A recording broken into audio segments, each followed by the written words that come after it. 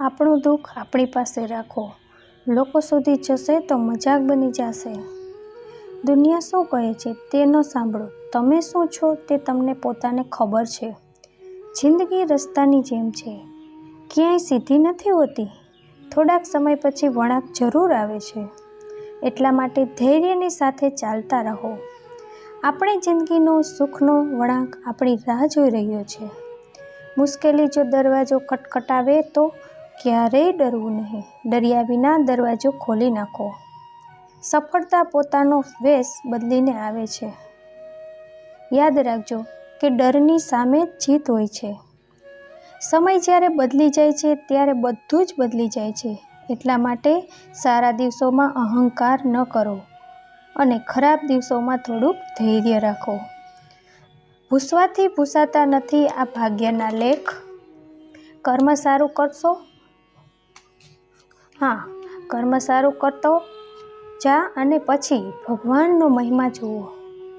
દુઃખ ન હોય તો ખુશીની કિંમત ન હોય, અને જો બધું જ મળી જાય ઈચ્છાથી તો દુનિયામાં ઉપરવાળાની જરૂરત ન હોય। થોડોક સમય બેસીને ભગવાનને યાદ કરી લ્યો, જુઓ ખૂબ જ આરામ મળશે। આંબલીનું નામ સાંભળીને મોઢામાં પાણી ન આવી જાય અને ભગવાનનું નામ લેવાથી આત્મામાં ઠંડક ન મળી જાય એવું હોઈ ન શકે। કોઈકે પૂછ્યું, બધું જ ગુમાવી દેવાથી વધારે ખરાબ શું છે? ખૂબ જ સરસ જવાબ મળ્યો, બધું જ ગુમાવી દેવાથી વધારે ખરાબ તેની આશાને ગુમાવી દેવી છે, જેના ભરોસાથી આપણે બધું જ પાછું મેળવી શકીએ છીએ। યાદ રાખજો, જેની પાસે આશા છે તે લાખ વખત હારીને પણ હારતા નથી।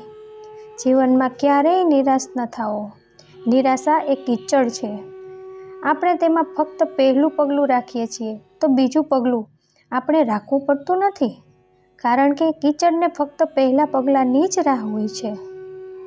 જિંદગી એક ખૂબસૂરત પુસ્તક છે, પણ જરૂરી નથી કે તે પુસ્તકના બધા જ પન્ના ખૂબ સરસ હોય અને આપણા મુજબ હોય।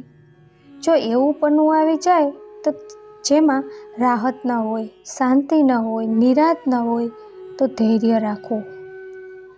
જો ભગવાને એવી વસ્તુ લઈ લીધી હોય કે તમે વિચાર્યું પણ ન હોય, તો ભગવાન તમને એ વસ્તુ આપશે જેની તમને ખબર પણ ન હોય।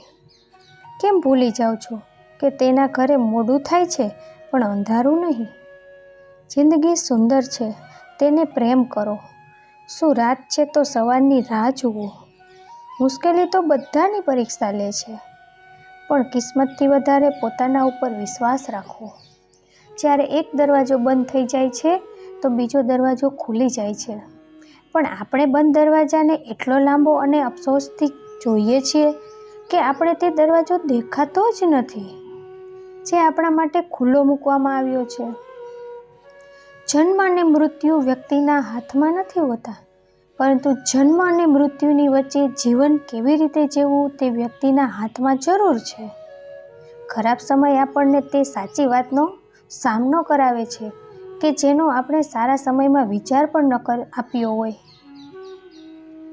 કઠિનતા તો મજબૂત હોવાની સીડી છે, હિંમત ન હારો પણ ખુશી મનાવો કે તે મહેરબાન ભગવાને તમને પસંદ કર્યા છે।